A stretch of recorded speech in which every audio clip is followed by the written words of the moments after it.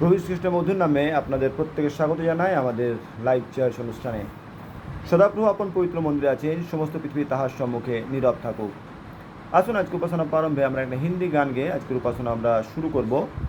जीवित यीशु की आओ आराधना हम करें, जीवन का दाता है वो, उसकी आराधना हम करें।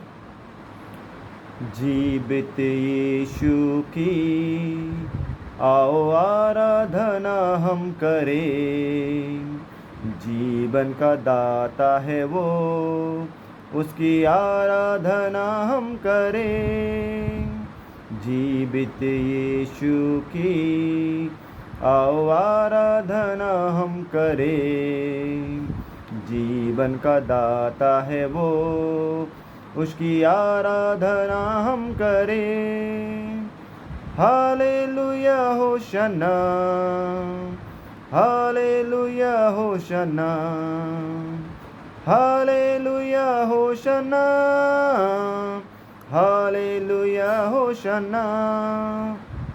जीवित यीशु की आओ आराधना हम करें, आत्मा से भर जाए ऐसी आराधना हम करें। जीवित यीशु की आओ आराधना हम करें, आत्मा से भर जाए ऐसी आराधना हम करें। Hallelujah hosanna, hallelujah hosanna, hallelujah hosanna, hallelujah Hosanna.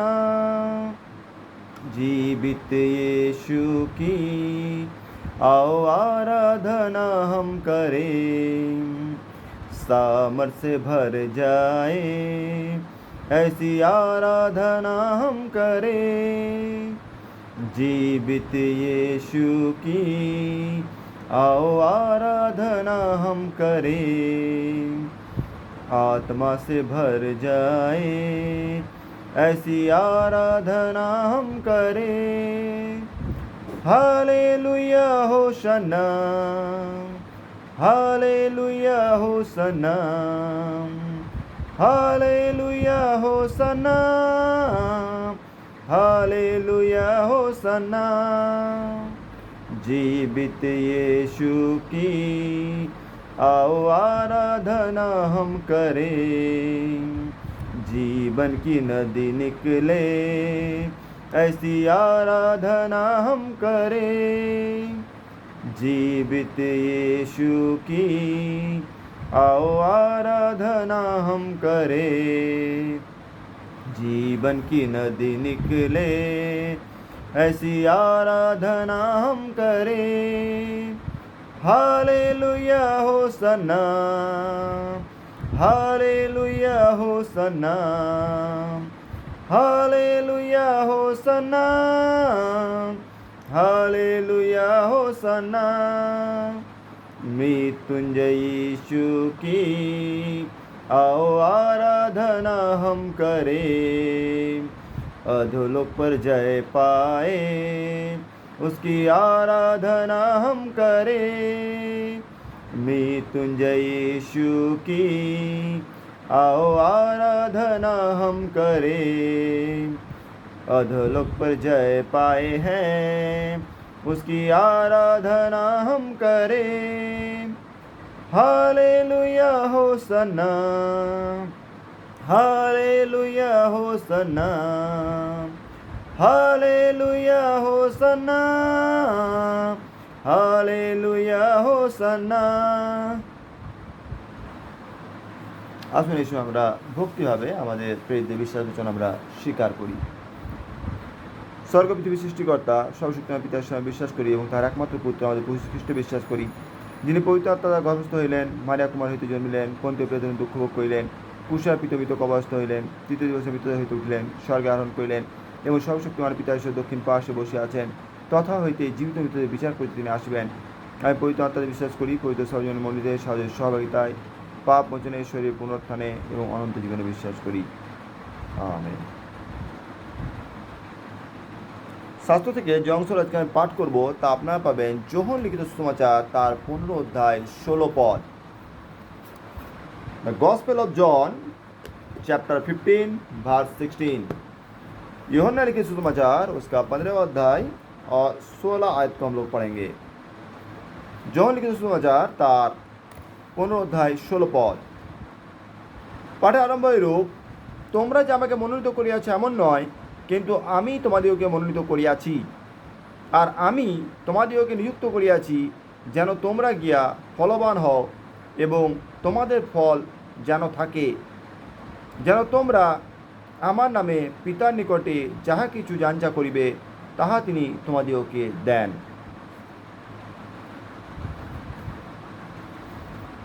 প্রভু যীশু খ্রিস্ট তিনি তার শিষ্যদেরকে যখন তিনি উপদেশ দিচ্ছেন, এক সময় তাদের মনে হয়েছিল যে তারা হয়তো খ্রিস্ট যিশুকে মনোনয়ন করেছেন, তাদের নিজের পেশাকে ত্যাগ করেছেন, তাদের নিজের জীবিকাকে ত্যাগ করেছেন এবং তারা খ্রিস্ট যিশুর পথচারী হয়েছেন বা অনুসারী হয়েছেন।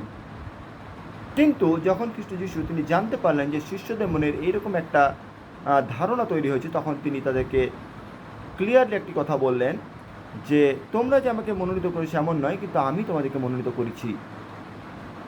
অনেক সময় আমাদের চলার পথে দৈনন্দিন জীবনে আমরা অনেক সময় অনেক কিছুকে আমরা এইভাবে দেখি যে এই জিনিসটাকে হয়তো আমি চুজ করেছি, এটা আমার চিন্তাধারা যে আমি ডাক্তার হব, এটা আমার চিন্তাধারা যে আমি টিচার হব, এটা আমার চিন্তাধারা যে আমি মিলিটারি হব, পুলিশ হব, বা আমি ব্যবসায়ী হব, বা আমি ফিল্ম স্টার হব, বা আমি বড় স্পোর্টসম্যান হব। যেটাই আজকে আপনি করছেন সেটা কোনোটাই আপনি নিজে চয়েস করেননি। ঈশ্বর পবিত্র শাস্ত্র বলছে, আমি তোমাকে মাতৃগঠনে রচনা করিয়াছি। যখন আমরা মায়ের গর্ভে ছিলাম, যখন এই পৃথিবীতে কেউ জানতো না যে আগামী দিনে আমি আসতে চলেছি, আমি ছেলে বা মেয়ে, বা আমি সিঙ্গেল আসছি বা একসঙ্গে ডবল আসছি, তখনকার দিনে টেকনোলজি এত উন্নত ছিল না। যে সময় আমার জন্ম হয় তখন সোনোগ্রাফি আসানসোলে শুরু হয়নি, মানুষ জানতো না যে কি হবে, মানুষরা আন্দাজ করতো। আর পবিত্র শাস্ত্র বলছে যে আমি মাতৃগর্ভে তোমাকে রচনা করিয়াছি। অর্থাৎ যখন আমি মাতৃর গর্ভে ছিলাম তখনই ঈশ্বর আমার জীবন তিনি লিখে দিয়েছেন যে পৃথিবীতে এসে আমি কতদিন থাকব, কোন বছর আমি কি করব, কোন বছর আমি মাধ্যমিক পাস করবো, কোন বছর আমি এইচএস পাস করবো, কোন বছর আমার গ্র্যাজুয়েশন হবে, আফটার দ্যাট আমি কি করব, কখন আমার বিয়ে হবে, কখন আমি সন্তানের অধিকারী হব, সব কিছু ঈশ্বর মনোনয়ন করেছেন, কোনোটাই আমার হাতে নয়। অনেক সময় আমাদের মনে হয় এই প্রফেশনটা আমি আছি, আমি চাইলে অন্য প্রফেশনে চলে যেতে পারি, কিন্তু যদি ঈশ্বর আপনাকে সেই সুযোগ না দেন তাহলে আপনি কখনোই সেই প্রফেশনে আসতে পারবেন না। আমি ছোটো থেকে খুব স্পিরিচুয়াল ছিলাম, আমার পরিবার খুব স্পিরিচুয়াল পরিবার। বাবাকে আমি দেখেছি সবসময় প্রতিদিন বাবা প্রার্থনা করতেন, বাইবেল পাঠ করতেন। তিনি কাজে যাওয়ার আগে আমার কাজ থেকে সেদিন প্রার্থনা করতেন হাঁটু গেড়ে। এটা দেখে আমি বড় হয়েছি। সানডে স্কুল আমি যেতাম, সেখানে যে টিচাররা যে শিক্ষা দিত সেটাকে আমি গ্রহণ করতাম। পরবর্তী দিনে আমি ইউথ জয়েন করি, বিভিন্ন পাদ্রীদের কাছ থেকে আমি খুব ভালো ভালো সম্মান আমি পেয়েছি। আর তখন আমি জানতাম না যে কখন আমি অ্যাজ এ পাস্টার আমি কাজ করব বা অ্যাজ এ টিচার আমি কাজ করব। আমার জীবনে একটা লক্ষ্য ছিল না। আমার জীবনের ট্রান্সফরমেশন বলুন বা রেভলিউশন বলুন যেটা এসছে সেটা হচ্ছে 2018 সালে। 17 সালে আমার পাস্টার ট্রেনিং কমপ্লিট হয়, আমি অর্ডিন হই। তারপর আমি ঠিক করেছিলাম যে হয়তো কোনো চার্চের আমি গিয়ে পাস্টারি করব, কিন্তু সে সুযোগ আমি পাইনি। আর তারপর আমি আসে একজন একটা স্কুল টিচার হিসেবে আমি জয়েন করি। আমি কখনো ভাবিনি যে আমি একজন স্কুল টিচার হব।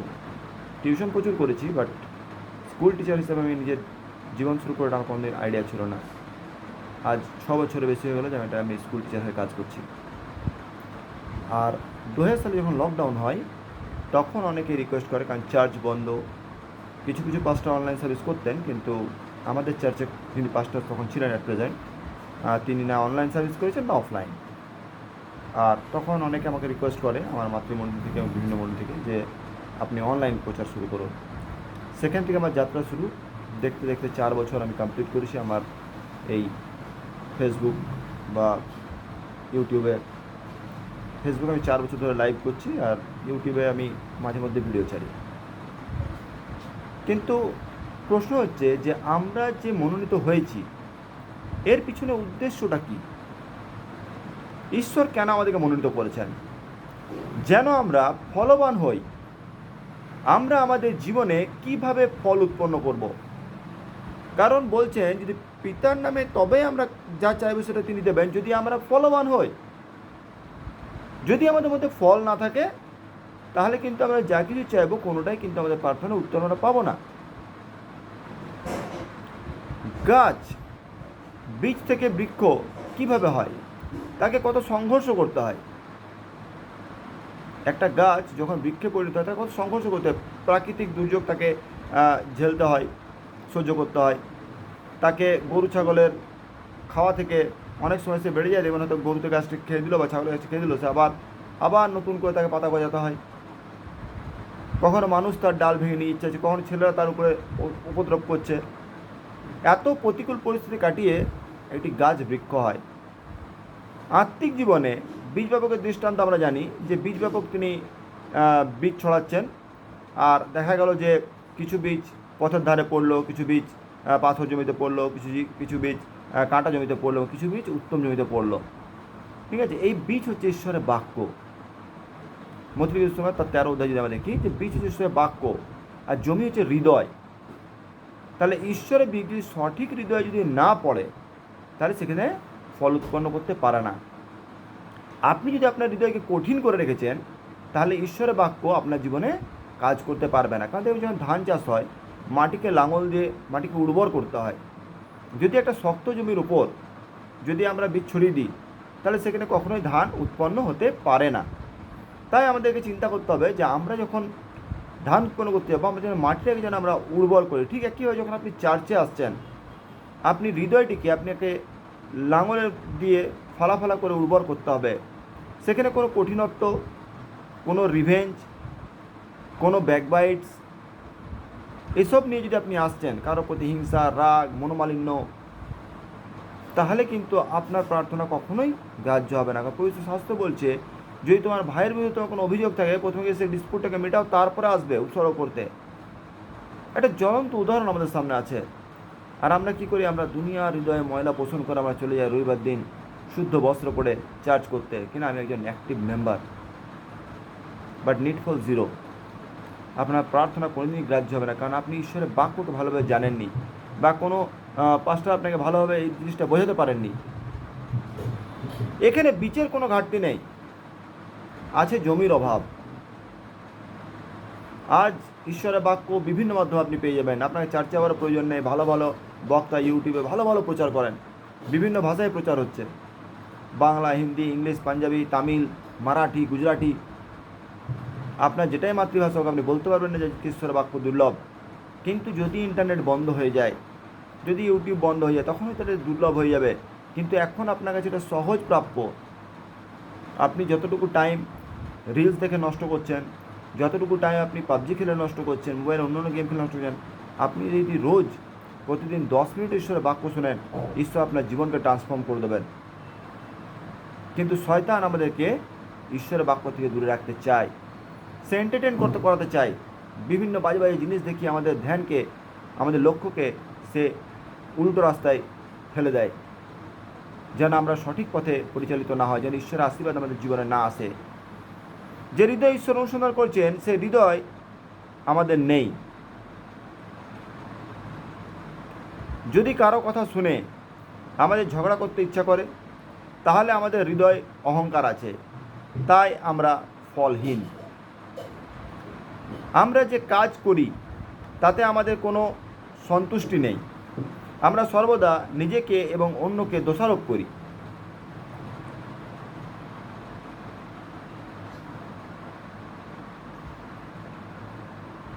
জবরদস্তি নয়, কিন্তু কোনো কাজকে জবরদস্ত করুন। অর্থাৎ জোরপূর্বক নয়, কিন্তু আনন্দপূর্বক কাজ করুন। যেমন নয় যে কোম্পানি আপনাকে জোর করছে কাজ করতে। আপনি যখন আপনার কাজকে ভালোবাসবেন তখন আপনি কখনোই সেই কাজে ক্লান্ত হবেন না। আপনাকে যতই পরিশ্রম করতে হবে আপনি ক্লান্ত হবেন না, কারণ আপনি কাজকে ভালোবাসেন।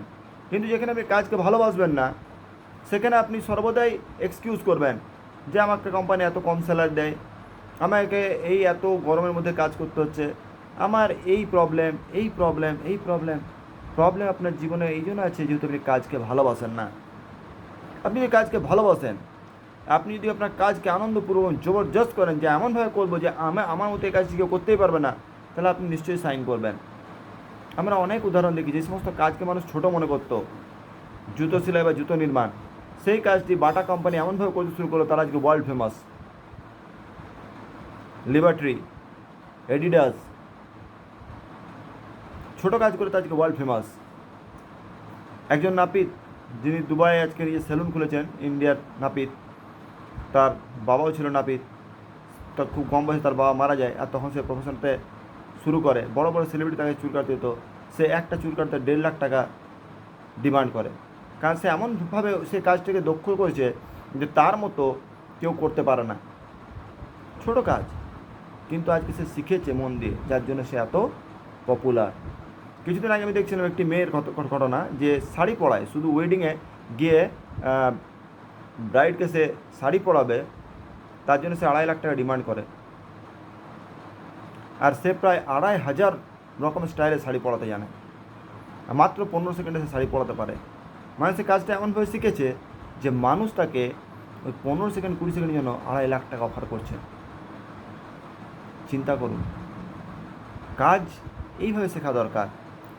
নর্মাল সবাই যে কাজটা করছে আমি যদি তাই করি, আমার টিচিংয়ে যদি কোনো স্পেশালিটি না থাকে, আমার প্রচারে যদি কোনো আকর্ষণ না থাকে, তাহলে আমি কোনো দিনই সাবস্ক্রাইবার গেইন করতে পারবো না, বা আমার ইউটিউব কখনো রানিং হবে না। কন্টেন্ট চাই, আর ঈশ্বরের আশীর্বাদ অবশ্যই চাই, নইলে কিন্তু কখনোই আপনি বড় হতে পারবেন না। If you love your work you never feel tired. রাগ, লালসা, অহংকার, ক্ষতি করার প্রবণতা আমাদের হৃদয়ে থেকে বের করতে হবে, তবেই ঈশ্বরের বাক্যস্বরূপ বীজ আমাদের জীবনে কাজ করবে। যদি আমরা যোহন 12:24 দেখি, সেখানে এরূপ লেখা আছে, গমের বীজ যদি মৃত্তিকায় পড়িয়া না মরে তবে তাহা একটি মাত্র থাকে, কিন্তু যদি মরে তবে অনেক ফল উৎপন্ন করে। মরে মানে কি আমাদের মরতে হবে? অনেকে ভাবে যে তাহলে কি আমরা মারা যাব? না। যদি কেউ আমার পশ্চাৎ আসিতে ইচ্ছা করে তবে সে আপনাকে অস্বীকার করুক, প্রতিদিন আপন ক্রুশ তুলিয়া লক এবং আমার পশ্চাৎগামী হোক। দেখুন, এখানে মরার কথা হচ্ছে আপনার লালসাকে মারতে হবে, যৌবনে অভিলাষাকে মারতে হবে। প্রত্যেক মানুষের স্বপ্ন বড় গাড়ি, বড় বাড়ি, ব্যাংক ব্যালেন্স। আর এখন তো ট্রেন্ড হয়ে গেছে যে আমার কত বেশি ভিউ আর লাইকস আসবে, আমার রিলসে কত ভিউ আর লাইকস আসছে। তার জন্য কিছু কিছু মানুষ এত অশ্লীল পর্যায়ে পৌঁছে গেছে যে কারোর সামনে মোবাইল খুলতে আমাদের লজ্জা হয়, ভয় হয়। মানুষ বিকৃত হয়ে গেছে শুধু লাইক পাওয়ার জন্য, আর কিছু কমেন্টস পাওয়ার জন্য, ভিউজ পাওয়ার জন্য। কখনো চিন্তা করেছেন যে আমি যে কাজটা করছি ঈশ্বর কতটা লাইক করছেন? আমি যে কাজ করছি তাতে ঈশ্বর কতটা আশীর্বাদ করছেন? আমি যে স্যালারিটা পাচ্ছি, কত মানুষ এই স্যালারিটা অ্যাচিভ করেছে আজকের ডেটে? বা আমি যে স্যালারিটা পাচ্ছি তাতে আমার ঘর সচ্ছলভাবে চলে যাচ্ছে, কোনো জিনিস অভাব নেই। ঈশ্বরকে তার জন্য আমি রোজ 3 বার ধন্যবাদ দিই। আরও চাই, আরও চাই, আরও চাই। নিজের অহংকারকে মারতে হবে, নিজের অভিলাষাকে মারতে হবে, নিজের শারীরিক চাহিদাকে মারতে হবে, নিজের চক্ষুর অভিলাষাকে মারতে হবে, তবেই আপনি ঈশ্বরের রাজ্যে কাজের উপযোগী হবেন। আপনার মনে কখনো প্রশ্ন জাগে যে ঈশ্বর কি ভাষা বোঝেন? ঈশ্বর বাংলা ভাষা বোঝেন না, ঈশ্বর হিন্দি বোঝেন না, সংস্কৃত বোঝেন না, উর্দু বোঝেন না, তামিল তেলুগু বোঝেন? ঈশ্বরের কোনো ভাষার প্রয়োজন হয় না, ঈশ্বর একটা ভাইব্রেশনকে বোঝেন। আমি মুখে প্রার্থনা করছি কারোর জন্য যে প্রভু এই মানুষটিকে সুস্থ করে দাও, আর যখন সে চলে গেল তখন মনে মনে বলছি এই জন্য কোনোদিনই সুস্থ না হয়। ঈশ্বর কিন্তু আমার অন্তরের কথা শুনতে পাচ্ছেন, মুখের কথাটা সে ব্যক্তি শুনে গেল, কিন্তু অন্তরের কথা ঈশ্বর শুনতে পাচ্ছেন, আর অন্তর অনুযায়ী ঈশ্বর আমাকে ফল দেবেন। তিনি আমার মুখের কথা অনুযায়ী আমাকে ফল দেবেন না, কারণ ঈশ্বর অন্তঃকরণকে দেখার ক্ষমতা রাখেন। তো প্রিয় মণ্ডলী, প্রিয় বিশ্বাসী, যারা আজকে আমরা ব্যাক বাইট করছি বা মনে মনে যদি আপনি খারাপ চিন্তা করছেন, আজকে এগুলো ত্যাগ করুন, কারণ ঈশ্বর আপনাকে মনোনয়ন করেছেন যেন আপনি ঈশ্বরের কাজের উপযোগী হন, আপনি যেন ফলবন্ত হন।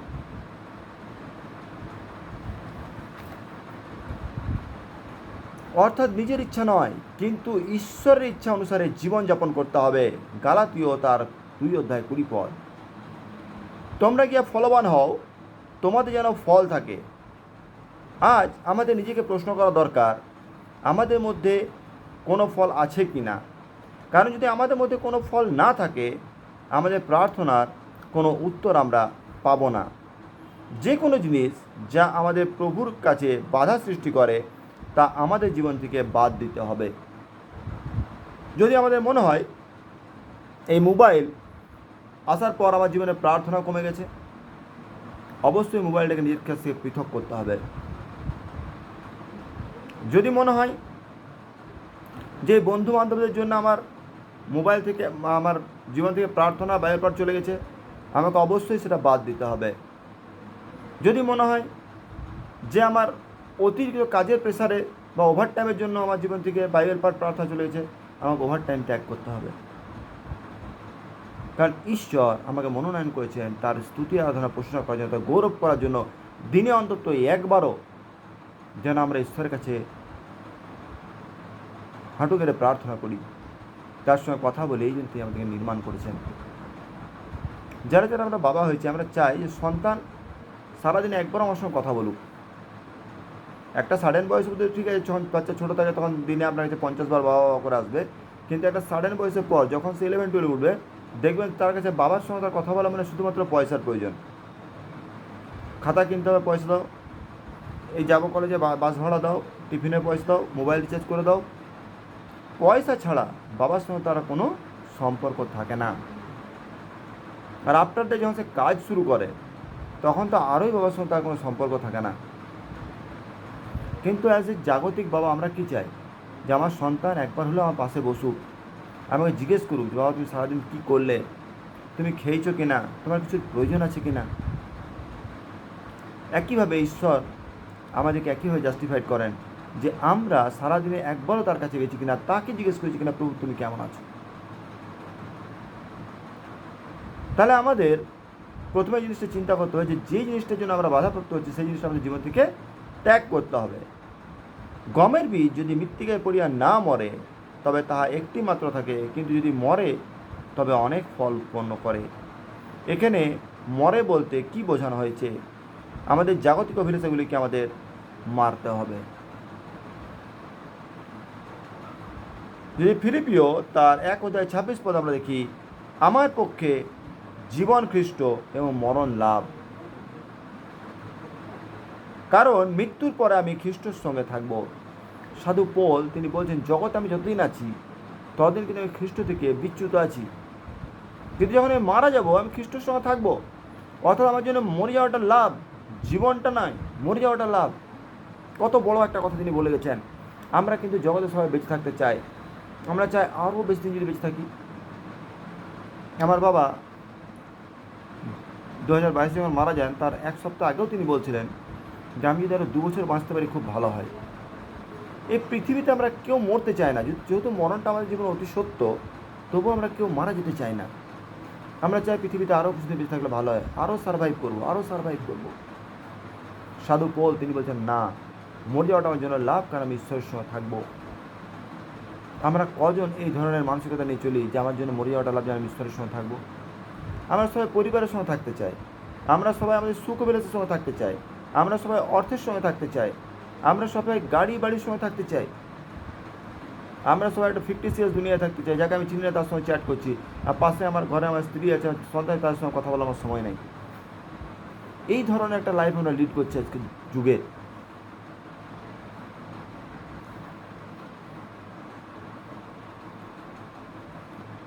গাছ এবং আগাছা একসঙ্গে বৃদ্ধি পেলে গাছ ভালোভাবে বাড়তে পারে না। আত্মিক জীবন ও শয়তানের প্রলোভন একসঙ্গে রাখলে আমাদের আত্মিক জীবন বৃদ্ধি পেতে পারে না। অনেক সময় আমাদের মনে হবে সব কিছু ছেড়ে আমাদের পুরাতন জীবনে আমরা ফিরে যাই, কিন্তু এটা করবেন না। শয়তান বীজ বনে আপনার হৃদয়ে রূপ জমি থেকে উফরে ফেলুন।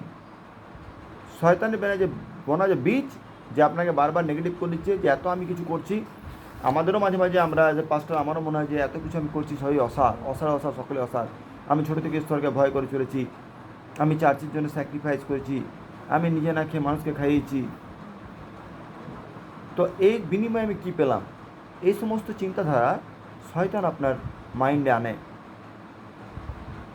আপনার জন্য স্বর্গে পুরস্কার রাখা আছে। আপনি যদি জাগতিক পুরস্কার চান, তাহলে স্বর্গে কিন্তু আপনার কোনো পুরস্কার পাবেন না। আর যদি মনে করেন যে না, আমার জাগতিক পুরস্কার দরকার নেই, আমার স্বর্গের দরকার, তাহলে আপনি ঈশ্বরের কাজ করে যান, কর্ম করুন, ফলের আশা করবেন না। ঈশ্বর আপনাকে আপনার প্রাপ্য নিশ্চয়ই দেবেন। আঙ্গুর লতা যদি আমরা দেখি, আঙ্গুর গাছ যারা দেখেছেন বা যারা চাষ করেন, তারা দেখবেন আঙ্গুরের দু ধরনের ডালি হয়। একটা ডালিতে খুব ভালো ফল হয়, আর একটা ডালিতে ফল হয় না। যারা দক্ষ চাষি তারা কি করে, যে ডালিতে ফল হয় না সেই ডালিটা কেটে দেয়। এই জন্য কাটে, কারণ সেই গাছ থেকে পুষ্টি নিচ্ছে কিন্তু তাদের ফল হচ্ছে না। এই দিক থেকে যদি একে কেটে দেওয়া হয়, তো যে ডালিতে ফল ধরছে তার ফলটারও গ্রো করবে। ঠিক একইভাবে যদি আমরা আমাদের মন্দ অভ্যাসকে আমাদের জীবন থেকে কেটে দিই, তাহলে আত্মিক জীবন বৃদ্ধি পাবে।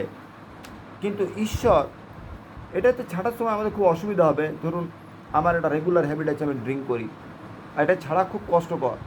কারো হয়তো রেগুলার হ্যাবিট আছে, সে স্মোকিং করে, তার এটা ছাড়া খুব কষ্টকর। আর এখন তো সবথেকে বড় নেশা হচ্ছে মোবাইলে গেম খেলা, পাবজি খেলছে, আরও কিছু খেলছে। এগুলো ছাড়া খুব কষ্টকর, এগুলো ছাড়তে আপনার কষ্ট হবে।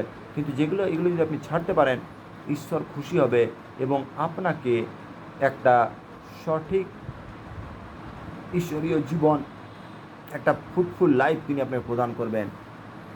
যিশু যখন শিষ্যদের সঙ্গে নৌকায় ছিলেন, তখন ভীষণ ঝড় উঠেছিল। এখান থেকে আমাদের শিক্ষার বিষয় হলো যে যিশু আপনার সঙ্গে থাকলেও আপনার জীবনে ঝড় আসবে। এমন নয় যে আমি খ্রিস্ট যিশুতে বিশ্বাস করি, আমি ছোটো থেকে ঈশ্বরের ভয় করি, আমি রোজ বাইবেল পড়ি, রোজ প্রার্থনা করি, তার মানে এই নয় যে আমার জীবনে কোনো দুর্ঘটনা ঘটতে পারে না, আমার জীবনে কোনো শয়তান কোনো ডিস্টার্ব আনতে পারে না, আমার জীবনে কোনো ঝড় ঝঞ্ঝাট অশান্তি আসতে পারে না। যদি এটা আপনার ভাবছেন তো ভুল ভাবছেন, কারণ ঈশ্বরের পথে থাকলেও আমাদের জীবনে ঝড় আসবে, কিন্তু সেই ঝড় থেকে আপনাকে ঈশ্বর রক্ষা করবেন। এটাই হচ্ছে এই প্যারাবলসের মেন শিক্ষণীয় বিষয়। যোসেফ প্রধানমন্ত্রী হওয়ার আগে বিনা দোষে 2 বছর কারাগারে ছিলেন। আজ আপনি বিনা দোষে বদনাম, সমাজচ্যুত, ভয় পাওয়ার কিছু নেই, কারণ আপনার ভবিষ্যৎ ঈশ্বর কি পরিকল্পনা তা আপনি জানেন না। যোসেফের ভুল কী ছিল? সে একটি স্বপ্ন দিয়েছিল, বাচ্চা ছেলে, সে তার দাদা দেখায় সেটা বলেছিল, আর স্বপ্নের অর্থটা এতটাই বাজে ছিল যে তার দাদারা তার প্রাণ নিতে উদ্যোগী হয়ে গিয়েছিল। কিন্তু ঈশ্বর তাকে রক্ষা করেছিলেন এবং তিনি মিশরের 3য় গভর্নর হয়েছিলেন। কি করে আপনার জীবন ফলবন্ত হবে? আমাদের থাকো আর আমি তোমাদিও থাকি, শাখা আপনা হইতে ফল ধরিতে পারে না, তদ্রূপ তোমরাও আমাদের না থাকিলে তোমরাও পারো না। যোহন তার 15 অধ্যায় 4 পদে কথা বলা আছে। দেখুন, একটা শাখা কখনোই নিজের থেকে ফল ধরতে পারে না যদি সে মেন কাণ্ডের সঙ্গে যুক্ত না থাকে। আমরা হচ্ছি শাখার নয়, আমরা প্রশাখা। আমাদের মেন কাণ্ড কি?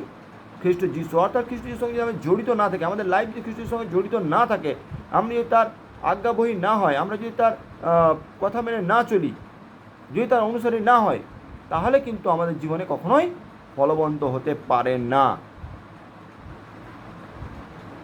গাছকে বাড়ার জন্য যেমন সোলার এনার্জির প্রয়োজন হয়, ঠিক একইভাবে আত্মিক জীবনের বৃদ্ধির জন্য আমাদের পবিত্র আত্মার শক্তির প্রয়োজন।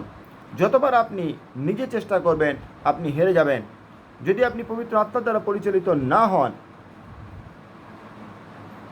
গাছকে, তাহলে কিন্তু আপনি আপনার জীবনে বৃদ্ধি পাবেন না। গাছকে বৃদ্ধি পেতে হলে প্রয়োজন কি? দ্বিতীয় প্রয়োজন হচ্ছে জল। জল কি? জল প্রতিদিন দিতে হবে। একটা জলের স্রোতের সঙ্গে থাকতে হবে। আপনি কার সঙ্গে সম্পর্ক রেখেছেন? আপনি কার সঙ্গে সম্পর্ক রেখেছেন? আপনার জীবনের জলকে, খ্রিস্ট হলো জীবন জল। আপনি খ্রিস্টের সঙ্গে সম্পর্ক রেখেছেন? তবেই আপনার বৃদ্ধি পাবে। দেখুন, দুই ধরনের মাছি হয়। একটা মাছি যে শুধু নোংরার উপর বসে, দেখবেন পটি করা আছে সেখানে মাছি বসে, পচা জিনিসের উপর মাছি বসছে। আর এক ধরনের মাছি হয় মৌমাছি, যারা শুধুমাত্র ফুলের উপর বসে এবং মধু সংগ্রহ করে, তারা মৌচাক বানায়, তাদেরকে আমরা মৌমাছি বলে জানি। আপনি যা সংগ্রহ করবেন তাই ছড়াবেন। যে মাছি পটের উপরে বসে সে জাম সংগ্রহ করে, সে খাবারে বসে জাম ছড়াবে। আর যে মধুমাছি, সে প্রত্যেক ফুলের মধ্যে থেকে সে মধু নিয়ে সে মৌচাকে মধু রাখবে আর সে জগৎকে মধু দিয়ে যাবে। প্রত্যেক ফলের মধ্যে বীজ থাকে এবং একটা বীজ ফল উৎপন্ন করতে পারে। Leader makes leader. আপনি তখনই ফলবন্ত রূপে গণিত হবেন যখন আপনি কিছু গাছ উৎপন্ন করতে পারবেন। আমি 60 বছর মণ্ডলীকে পরিচালনা দিয়েছি কিন্তু কোনো লিডার তৈরি করতে পারেনি, তা আপনি ফলহীন গাছ। অর্থাৎ আপনি শুধুমাত্র ছায়া আর বাতাস দিয়েছেন কিন্তু ফল উৎপন্ন করতে পারেননি। খ্রিস্ট যিশু ডুমুর গাছের কাছে ফলের আশা করেছিলেন, পাতা নয়। সে গাছ পাতায় পরিপূর্ণ ছিল, কিন্তু তিনি তাকে অভিশাপ দিলেন, জিহাতে আর কখনোই তোমাদের ফল না ধরুক। আমাদের দেখে কতজন খ্রিস্টকে নিজে উদ্ধারকর্তা হিসেবে গ্রহণ করেছেন, এটা ইম্পর্ট্যান্ট। আমি প্রচার করছি, আমি গান করছি, আমি প্রার্থনা করছি, কিন্তু আমাকে দেখে কেউ মোটিভেট হলো না, একজনও খ্রিস্টকে নিজের পরিত্রাতা হিসেবে গ্রহণ করলো না, তাহলে আমার পুরো মিনিস্ট্রিটা কী হলো? জিরো। আমাকে মনোনয়ন করা হয়েছে যেন আমি ফল উৎপন্ন করি। ফল উৎপন্ন করা মানে ফলের মধ্যে থেকে বীজ, বীজ থেকে উৎপন্ন হয় নতুন গাছ। অর্থাৎ আমাকে কিছু নতুন লিডার তৈরি করতে হবে। আমার যারা মাতৃমণ্ডলী, আমি অনেকজনকে তৈরি করে এসেছি। একজন এখন সাকসেসফুলি পাস্টার, সে একটা চার্চ পরিচালনা করে। একজন আছে সাবস্টিটিউট লে লিডার, যদি পাদ্রী না থাকে, যদি কেউ না থাকে, সে চার্চ চালাবার ক্ষমতা রাখে। তো মানুষ যদি, আপনি জীবনে একটা জিনিসও আমি প্লিজ জানা, দুজনকে হলেও আমি তৈরি করেছি। It is important. আজকে আমার কাছে প্ল্যাটফর্ম নেই, আমি যখন চার্চের পাস্টার হতাম হয়তো আমি অনেককেই তৈরি করতাম, কিন্তু আমি এই ফেসবুক ইউটিউবের মাঝে প্রচার করে এটা সম্ভব নয় যে আমি কাউকে তৈরি করব। তবে ঈশ্বর যদি অনুগ্রহ থাকে তাহলে এর মাধ্যমে অনেকে তৈরি হতে পারেন। সর্বদা মনে রাখবেন, আমরা যখন মালাকি ভাববাণী পড়ছিলাম তখন আমি দেখছিলাম এখানে একটা লেখা আছে যে যদি আমার মধ্যে ফল না থাকে তাহলে আমি কিন্তু প্রার্থনা করলে আমি উত্তর পাবো না। বা এই যে লাইনটা আছে যে তোমার যা প্রয়োজন তা তুমি নিদ্রা যোগে পাবে, সবারই জন্য কিন্তু এটা নয়। যদি আপনার মধ্যে ঈশ্বরের রিকোয়ারমেন্ট অনুযায়ী গুণ না থাকে তাহলে আপনি নিদ্রা যোগে কখনোই কোনো কিছু পেতে পারেন না। তাই আসুন আজকে দুটো জিনিস আমরা এখান থেকে শিখলাম। প্রথম কথা হচ্ছে, আমরা ঈশ্বরকে মনোনয়ন করে নিই বা আমাদের প্রফেশনকে মনোনয়ন করে নিই, আমরা পরিবারকে মনোনয়ন করে নিই, সবই ঈশ্বর মনোনয়ন করেছেন। কারণ যদি এই মনোনয়ন আমার হাতে থাকতো তাহলে আমি একটা ছোট্ট গ্রামে একটা ছোট্ট পরিবারে জন্মগ্রহণ করতাম না, আমি ধীরুভাই আম্বানির ঘরে জন্মগ্রহণ করব। আর যদি বিদেশ হতো তাহলে আমি বলতাম যে আমি বারাক ওবামার ঘরে জন্মগ্রহণ করব, আমি দুবাই জন্মগ্রহণ করব, একজন শেখের বাড়িতে। অর্থাৎ মনোনয়ন ঈশ্বরের, আপনার আমার নয়। আর দ্বিতীয় হচ্ছে, আমাদেরকে ফলবন্ত হতে হবে। পবিত্র শাস্ত্র বলছে আমাদেরকে ফলবন্ত হতে হবে, ফলহীন নয়। শুধু পাতা থাকলে হবে না, শুধু অক্সিজেন সাপ্লাই করলে হবে না, ফল উৎপন্ন করতে হবে, লিডারশিপ তৈরি করতে হবে। আপনি কত ভালো প্রচার করলেন কোনো ম্যাটার করে না, আপনি কত ভালো প্রার্থনা করলেন কোনো ম্যাটার করে না, আপনি ভবিষ্যতের জন্য কী চিন্তা করলেন। খ্রিস্ট যিশু কী বললেন? যে সমগ্র জগতে যাও, সুসমাচার প্রচার করো আর আমার শিষ্য তৈরি করো। যদি গাছ ফল উৎপাদন করতে অক্ষম, যদি সে রিপ্রোডাকশন না করতে পারে তাহলে তার অস্তিত্ব একদিন শেষ হয়ে যাবে। আমি খুব ভালো প্রচার করি, কিন্তু আমি তো শেখাতে পারলাম না ঈশ্বর বাক্য কীভাবে প্রচার করতে হয়, তাহলে ওই জেনারেশনের পর আর কেউ প্রভু বাক্য শুনতে পাবে না। তাই বি কেয়ারফুল। আর যারা যারা মিনিস্ট্রি করছেন, আপনার কাছে আমার রিকোয়েস্ট যে আপনারা ফলবন্ত হন আর নতুন নতুন লিডার তৈরি করুন। ঈশ্বর তার বাক্য দ্বারা আপনাদের প্রত্যেকে আশীর্বাদ প্রদান করুন। আপনাদের জীবন সুন্দর হোক, সুখময় হোক। আমেন। আসুন এই সময় আমরা একটা শেষ গান গাইব, তারপরে প্রার্থনা করে আমরা পুরো প্রার্থনা বলে আশীর্বচন দিয়ে আমাদের উপাসনা শেষ করব।